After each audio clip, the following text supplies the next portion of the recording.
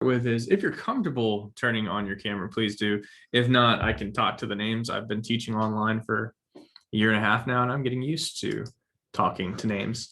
Um, and I'll start with an apology because there was a part of this that I forgot, which was I was supposed to kind of give y'all homework, and I didn't give y'all homework. I didn't say go do this, and it's just been a long year and a half, and that's just kind of where we're at. But I guess what I'll start with though on that though is, did anybody try to film video? Anybody do anything fun that you want to share with the group? I mean, I kind of worked like I have been working previously on a screenplay, but I don't know if that, I don't know. And so that's kind of cool. It's interesting. I'm trying to think if I've ever actually known someone that worked on a screenplay, like i.e. possibly probably some folks I know that went into like grad school for theater programs, but I don't know if I actually knew anyone that I knew of any screenplays. That's pretty cool. So I guess then, how many of you have filmed a video in the past, like even a TikTok, Instagram, something like that? So at least one. For those of you that don't have your cameras on, there's a little like you can do reactions, and like there's a thumbs up if you want to do that. That's always an option. So I think the cool thing is, like, even 10 years ago, if you wanted to do a video, you at least needed a computer, probably needed a camera, probably wanted a decent mic. But now with things like TikTok and Instagram and Snapchat too, you see a lot more like kind of cool stuff being done online. So like it's a lot more accessible than it used to be. So like basically, don't be afraid to try things. Like don't be afraid to like just try new things, have fun with things. So then let's kind of go for a discussion question. As you think about like some good examples of video storytelling, let's start with kind of the more traditional stuff. Do y'all have any like favorite movies? Anything that you're like, they did this really cool thing that I liked?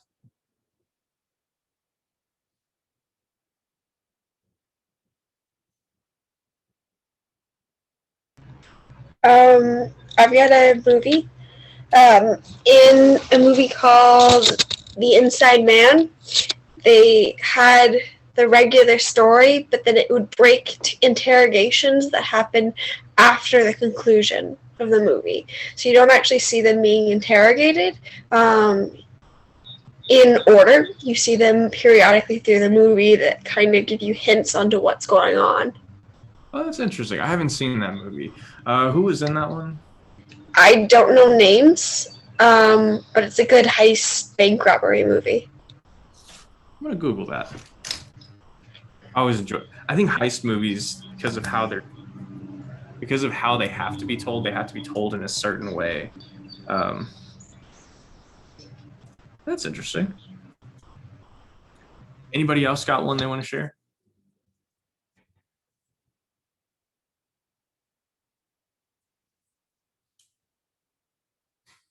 This is like teaching a class where the teacher says like, hey,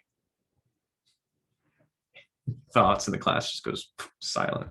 I've got something. I'm going to avoid throwing it. Actually, you know what? I will throw in some good examples. Do any of you have Netflix? Have any of you seen Bo Burnham's Inside yet? The one that just came out recently. General flag, and pretty much this is a general flag for any recommendation I make. They're not always like classroom safe. So I like go in knowing like there's a rating system and know that there might be something in there you don't want to see. But it's basically a comedy special, but he just filmed it inside his kind of like guest house. And it was all basically shot in the same room.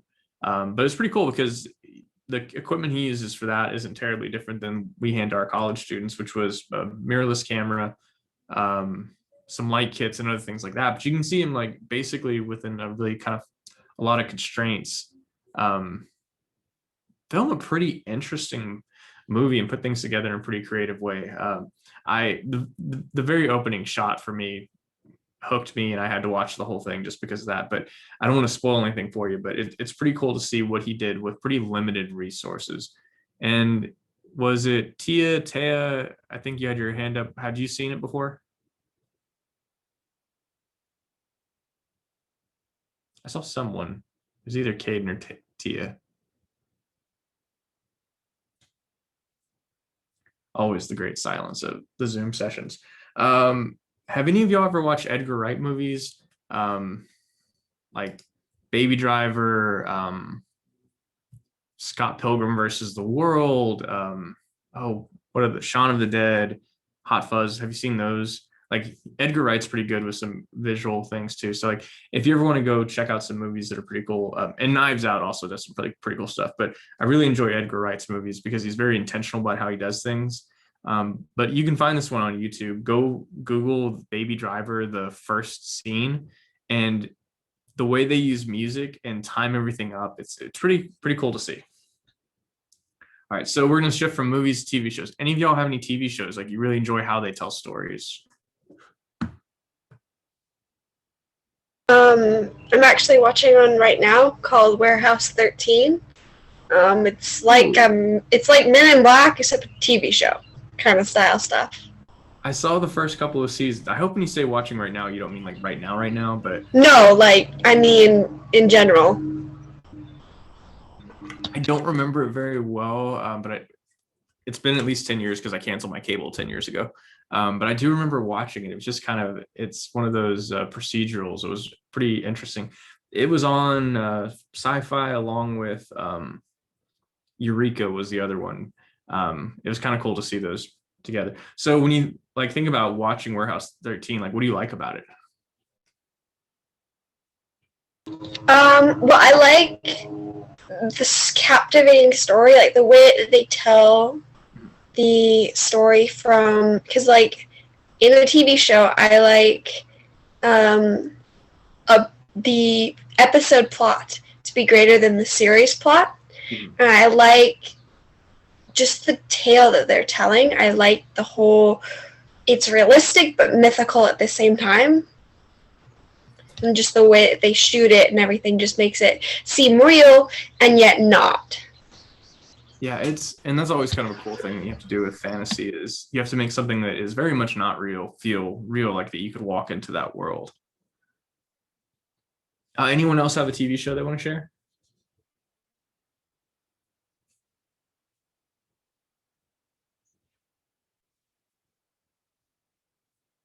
Y'all can't tell me y'all don't watch TV.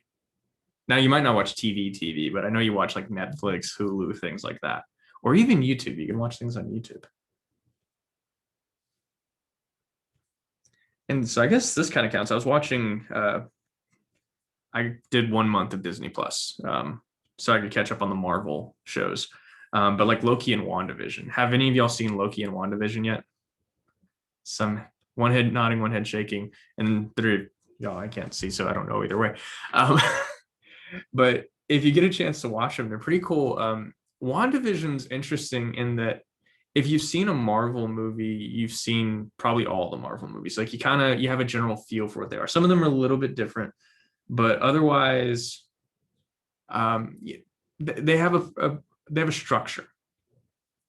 WandaVision was pretty cool because what it did episode by episode was it was using different genres of the sitcom to tell its story. So it starts with like the 1950s style of like I Love Lucy, Dick Van Dyke show, while also still trying to tell a Marvel show. And then it progresses to the 60s and 70s. Eventually it did a kind of Malcolm in the Middle-esque style where, I don't want to actually, I can't, it's kind of hard to talk about the show without spoiling something, but it's pretty cool to watch what they did because they were essentially filming, I think it's 6 to 8 episodes, but each episode had to be shot in its own way. And then you could watch them kind of like they're filming an homage to an old style while also having to tell a larger story that has to fit within the Marvel Cinematic Universe. And so it's pretty cool to watch if you get a chance. Because it kind of has to play with some things in an old way, but still tell a new story. Loki's pretty cool because Loki's just weird. The whole thing is just weird. Like WandaVision starts weird, but gets a little more normal back to the Marvel stuff later on.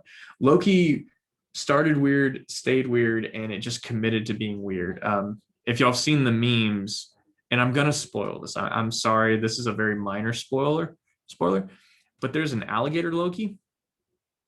How do you explain that to people? How do you visually tell that kind of story? And so because they're dealing with time, they get to play with things in a different way than you might get to see otherwise. So those are some pretty cool things. All right, so now we're gonna switch to TikTok. Do any of you have any favorite like TikToks? Like that was a really good TikTok video.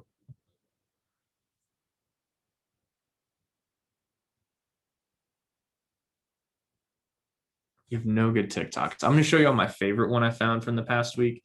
It might take me a little bit of a second, so I'm going to toggle over to another screen so I can find it, but it was just the funniest thing in the world to me.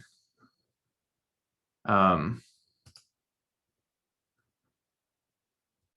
to go backtrack through some old things to find it. But basically it was it's got a tie to Loki in a little bit of a way. I should have had this pulled up before, and I wasn't planning on showing this, but that said, if I can't find it, it's going to make it easy to, oh, there we go. Okay, so I'm going to have to share my screen in a second. Hopefully I can do that. But this was just the funniest little bit in the world to me. And so when you talk about like telling a story and pulling someone in, like there's sometimes you just want to have something, it's just kind of a funny bit. So a lot of people don't know this, but at Starbucks, if you steam heavy cream, it sounds like a race car. Ka-chow! I'm Lightning McQueen. Wow.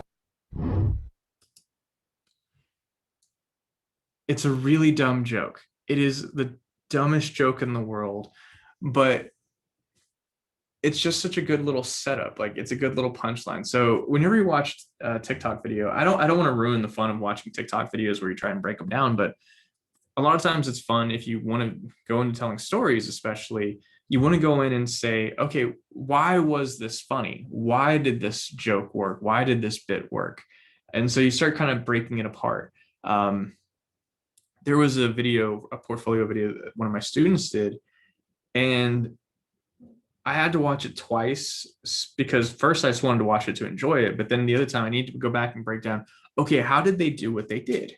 And it was really kind of cool to see that process. It was pretty cool to see how they put together all of these little bits and pieces. And so anytime you watch something that you like, I would honestly recommend go back and watch it again so that you can really see why did you like it. You can start to see how did these elements work. And the more that you kind of consume these things and like are really paying attention to the lighting and things, lighting, the shots, sequences, you start to realize not just that something is funny, that something is good, that something is dramatic, but you start to kind of learn why. I'm not going to say too much about it, but it was the last episode of Loki, so it's heavy spoilers, so I can't really say what was being filmed, but they did this really cool shot where they had two people sitting at a desk and then another person sitting on the other side of the desk. And the camera is from behind the two people. It zooms in slowly to the person on the other side of the desk and then slowly zooms back out. And it was such a weird little trick that it was kind of cool to see because it makes you focus on him and what he's saying. And then when it zooms back out, like because it's a Marvel thing, you kind of expect that there's going to be something there, but there's nothing there. Like it just zoomed in on him and then zoomed out for no other reason, just to give you a little bit more focus on who was talking. And so it's always kind of interesting to look and see how they use cameras so that you focus on one thing or don't focus on another. Your generation kind of got cheated out of this because you're a streaming generation, but do you ever watch DVD commentary or anything like that? So Audrey nodding your head. So anyone else, have any of y'all done the commentary? All right, so Audrey, why do you do the commentary? Because I feel like you're probably kind of in the same stance I am. Because it's really interesting to hear how they do things. So, like, I remember most vividly the Wall-E commentary about how they made all these crazy out of this world sounds and how the sound effects and all that stuff I find fascinating. I haven't done it more recently due to the fact that we lost our our DVD player broke, but just being able to hear the stories behind the stories is really cool. Like there'll be inside jokes that you'll find. Like I think like A13 is a joke or something like it's like A something. It's a joke in the Disney studios because that's where some classroom is that most of the animators are in, and you wouldn't know that unless you listen to the commentary, unless you take the time and just I don't know dive deeper, I guess. And Brance, what about you? And if you want, you can type it in.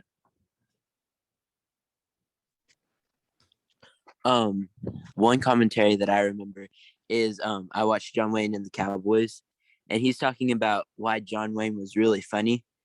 And in that movie, somebody actually kills John Wayne, and it like actually in the real world killed his career for a little bit because he was the man that killed John Wayne. I can't remember who that was, but I want to say it was like his kid was talking about that. Like the kid got bullied in school or something like that because his dad was the guy who killed John Wayne and didn't actually kill John Wayne, mind you, just in a movie. Yeah, but just John in the Wayne, movie, yeah. Yeah. But it's always kind of it's like it was John Wayne. Like you don't mess with John Wayne, especially at that point in time. Like he was this revered person. And so, yeah, if you ever get a chance, if you still have a DVD player, which I realize a lot of folks don't have a DVD player, I highly recommend if you like a movie, go watch the commentary just to see what all is kind of in there. I have for some reason, I only have one that's the extended edition, but I have one of the extended edition versions of Lord of the Rings, just the middle movie. And it doesn't just have like one commentary, it has multiple commentaries. Like you'll have the director's commentary, your actor's commentary, like all these different folks giving different perspectives.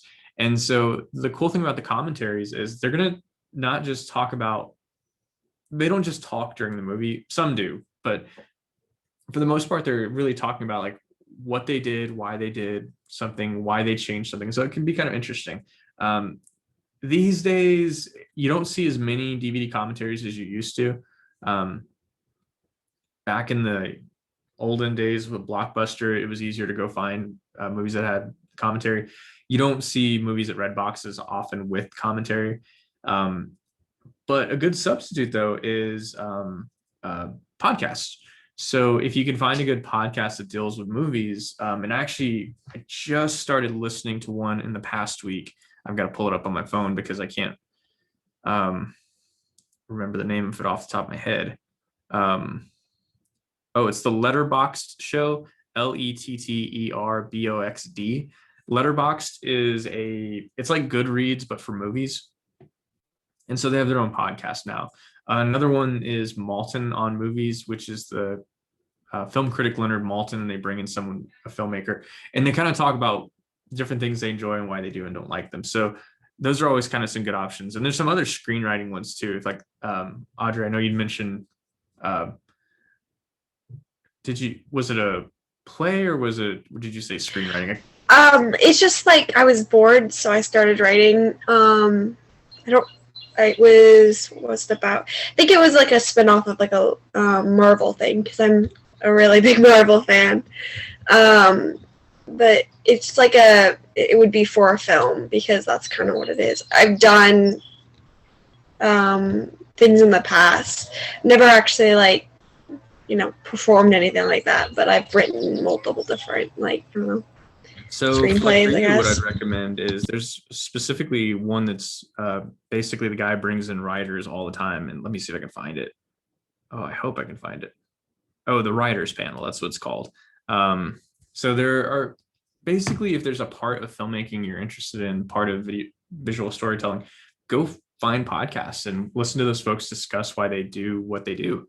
And it's really kind of interesting because you'll hear from their mistakes, what they've learned, what they've liked, and the things that they've liked. Like that also can kind of key in on some other things. So like when Audrey was talking about Inside Man, it's like, well, I haven't seen Inside Man, so I don't know what it's about. So I kind of want to see how that bit is done. Like if you've seen Ocean's 11, like you see kind of a standard heist movie. If you watch Shadow and Bone on Netflix, like it had some heist aspects to it, but not as much as probably could have been done. But you kind of want to look, especially if you're interested in certain genres, like a horror comedy is another one. A movie I'm really interested in seeing right now is Werewolves Within. It's getting good reviews, but it's this weird kind of niche movie. And I enjoy a horror comedy. If you go back and watch Shaun of the Dead, like that's a good example of a horror comedy. Scream has horror comedy elements to it. Like it's kind of cool to see those things and see how they break them down. But I guess what I want to do now then is open up. Do y'all have any questions? Like anything that you're kind of like, here's the thing I've thought about, or here's the thing I kind of want to know about.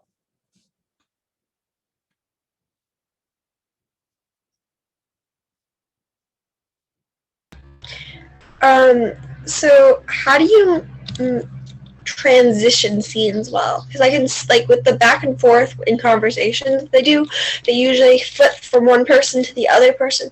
How do you do that without making it seem over the top? Because I've done things similar to this.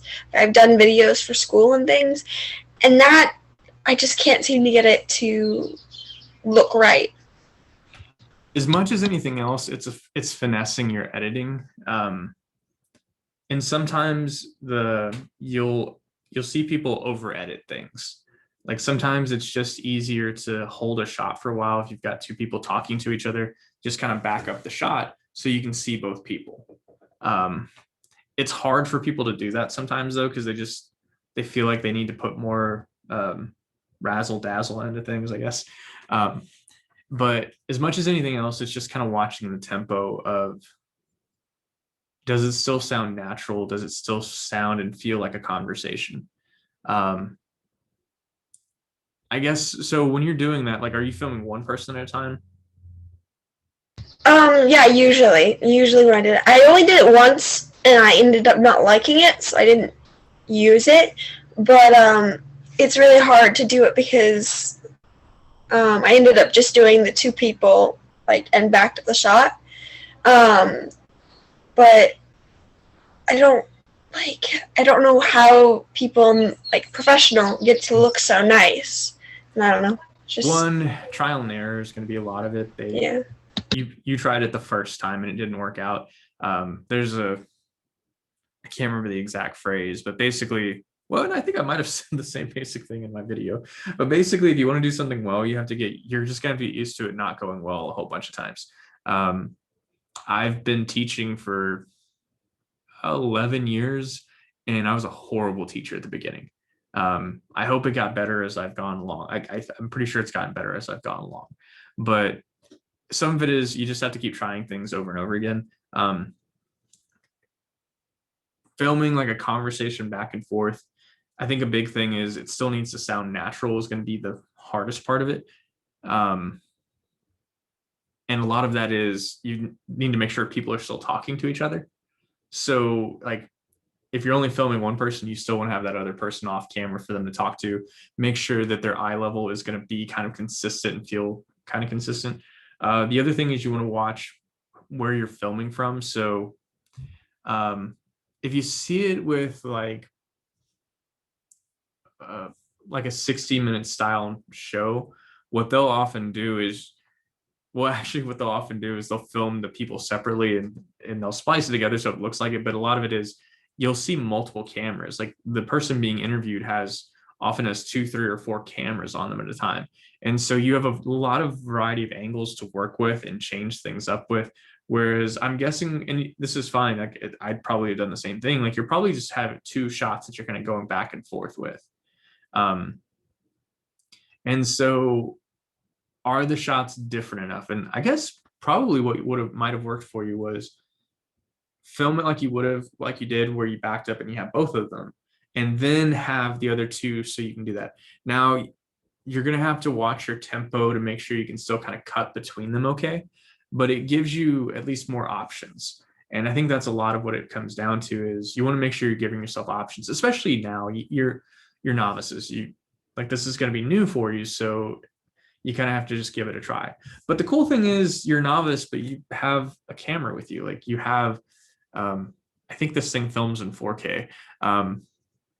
So you have some decent tools just that are with you, and you just kind of have to be okay falling on your face sometimes, and that's okay.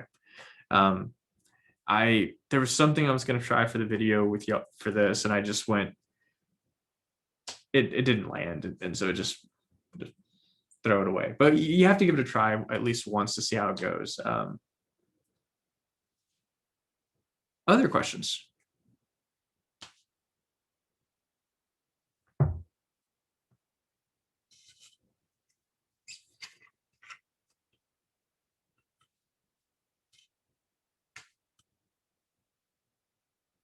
Are y'all ready to be back doing things in person? I am. I can't wait for Roundup. Yeah, we're all kind of hitting that point where I think we're all zoomed out. It has its pluses every now and then, but I'm trying to, I want to make sure I make the most of y'all's time, but I don't want to like hold y'all forever just to keep y'all on for the full time. If nobody else has a question, I have another one. What editing software would you recommend?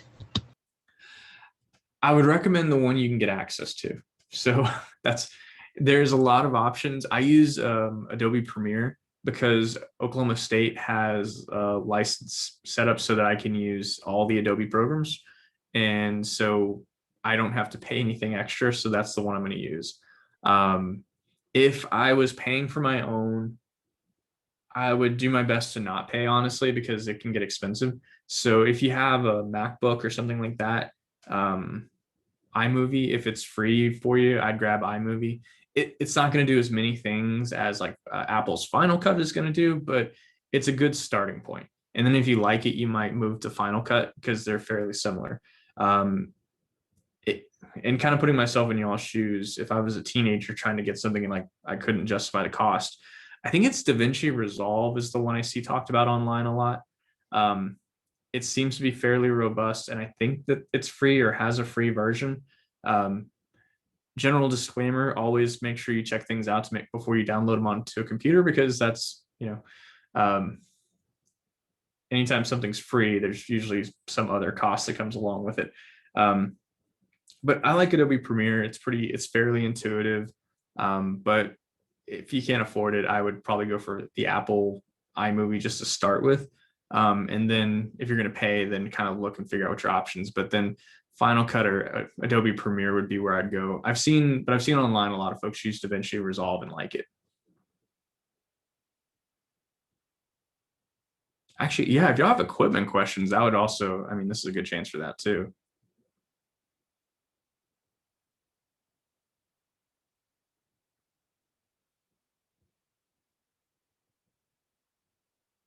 Have y'all seen folks using, let me see if I have one hiding in here. There's something on the ground. But have y'all seen folks on like TikToks use, like they start talking to mics like these? They always put them too close and it sounds like somebody yelling into the mic. But there's a reason they're grabbing these. And so like even just having a little mic that I generally clip it like right here, it makes a world of difference for audio quality. Now that said, that mic set that I just grabbed costs $400 or $500. So like oftentimes that's like, and that's a nicer version. So there are some that are less expensive, but if you can look at getting a mic too to go with a camera. If you're shooting on a phone, you want to find something that works with your phone. But if you're filming on something like a DSLR or a mirrorless camera, you might find like a shotgun mic, and you can often mount them on a camera, and it's going to be better audio quality than you would get just off of the camera and stuff. So it's kind of a good starting point. And so what would you recommend for an affordable camera for video and photography? It depends on kind of how far you're going to go into either of them. I'm going to talk about Canon because I know Canon's, I know the brand ecosystem a little bit better, but Sony and Nikon and Fujifilm also have great options. Like Fuji has like the X-T 10, X-T 100 line that's really good, also a bit pricey though. But on the Canon side, and the equivalent, what I would look for is kind of the starting point would be a Canon T6i. That would be kind of the on the lower price point and still be able to give you pretty decent video and photography. What we use for the class that I teach are the Canon RP cameras, and those run, I want to say it was about 1,300 a set for the body and the lens, and that doesn't include the microphones and things like that. So, but the Canon T6i would be a starting point if you were just looking at those. But you could also find some mirrorless cameras that do pretty well. That I haven't tried. I need to look to make sure I don't tell you the wrong one. But there's a Canon mirrorless that is less expensive than the RP. That some folks like, but I've never gotten my hands on it. The M50. So it's still pricey in that it's about $700. But compared to like the RP, which is $1,300, it becomes a lot more accessible at that price point. So, but that's generally where I would start. One of the things to also keep in mind is this really does a lot more than like they do, especially once you start to get the ones with 2 and 3 lenses on them. Your phone can do a lot of really cool things. And I think I may have deleted it off of mine, but like the Apple ones used to come with, I still have iMovie on this. You still have iMovie, and I actually at one point, I should still have it. I had a Premiere Rush on here. Oh, there it is. So Premiere Rush, I think, has a free option. So if you want to do something on your phone or like an iPad, that's also an option. But if you don't want to spend any extra money, just use your phone. But if not, the Canon T6i would be kind of the starting point of where I would look on in terms of like price and it to be worth it. The downside is there's always kind of a heavy cost to start, and it's not lost on me that cameras and such they're a lot less expensive than they used to be, but they're still pretty expensive.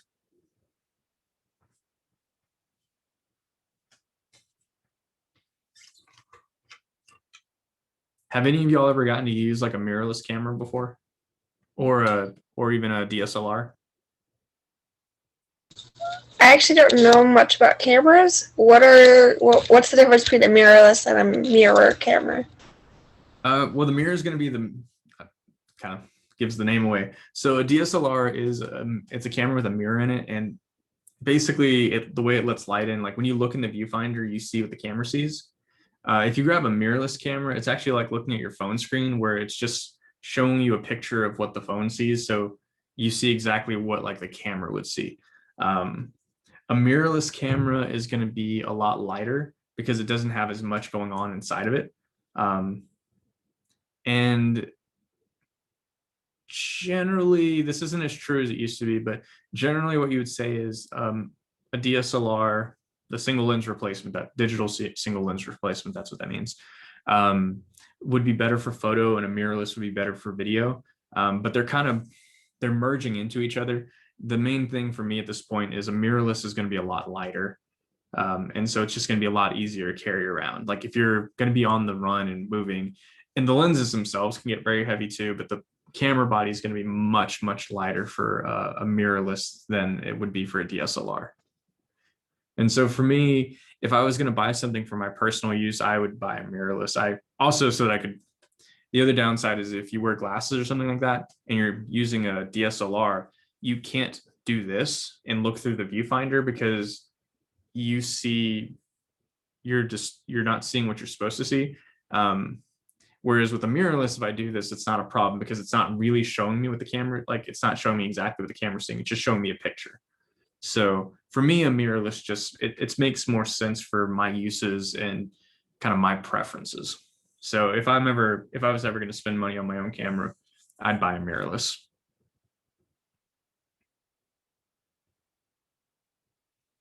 Any other equipment questions?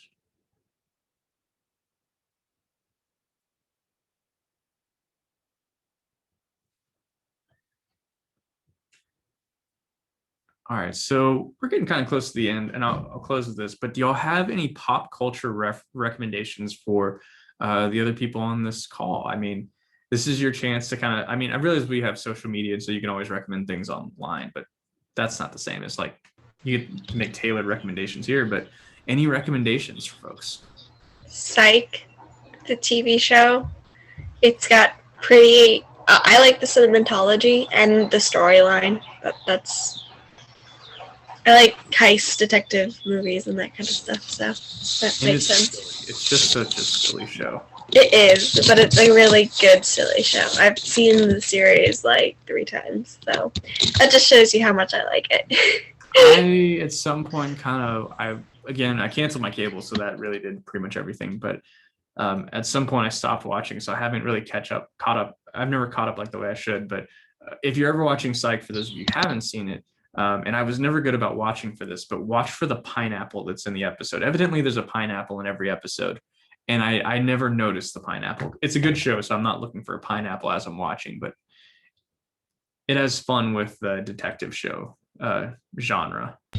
Every episode is a pop culture reference. There's it's actually on Amazon Prime. I believe you can get it for free. Same thing with Warehouse 13. You can get that just with ads. That's how I'm watching it right now. Also, the second movie's on Peacock for sure, and the show also I think is on Peacock. So I'm not sure where else you might get it, but those are where I know they are. And it used to be on USA. That was how I used to watch it. Days. I assume USA is still a channel. I'm trying to think of. Oh, Stranger Things. That's another, they do some really cool stuff with that show. And each season has been kind of a different version of a horror movie, like the horror genre. So I'm really interested to see what the next one's going to look like. Have any of y'all seen Fear Street yet? I haven't seen it, but they've actually pulled a couple of the actors from Stranger Things for it too. Last call for any recommendations on pop culture, because I'm always a big fan of pop culture. Great Scott, Marty. I haven't watched anything made after October 21st, 2015. Wait, say that again? I haven't watched anything made after October 21st, 2015. Now, how do you know the date that you haven't seen anything after? And the date that it was made. Oh, so what was the most recent thing you've seen then? Actually, I did watch Loki and I did watch WandaVision. Okay. But I haven't seen anything. There's nothing anything wrong else. with watching the old stuff. Yeah. Oh God, I made myself feel old. 2015 is only 6 years ago. I realize for y'all that's like a good chunk of your life, but like that's really not much for me at all at this point. I remember the 90s and my back's starting to hurt. Any last call for questions before we end the session? Caitlin, is there anything we need to do to end the session, or do we just stop? Nope. Whenever we're done, I'll stop recording, and then everybody can go back into the main room, and or we'll take a quick break, and then we'll go into our next session. So. All right. Well, thank you all very much for joining me today. I hope that next year things are back to normal. I already kind of have a session in mind. I kind of wish I'd have done that session instead of this session, but like that's okay. But like what I want to do requires a bit more hands-on activity anyway. So thank y'all very much for joining me. And I kind of hope that I ruined pop culture for y'all and that you watch things a little bit more closely in the future. I promise you'll like, it's kind of cool to watch things and break it down and figure out like not just that it worked, but why it worked. Like always give yourself the first watch just to enjoy it. But if you really enjoy something, go back and watch it again and see if you can figure out why you liked it. But with that, y'all have a good rest of your afternoon. Thank you. Thank you. thank you so much for being with us this afternoon, and everybody can go back to the main room now. Thank you.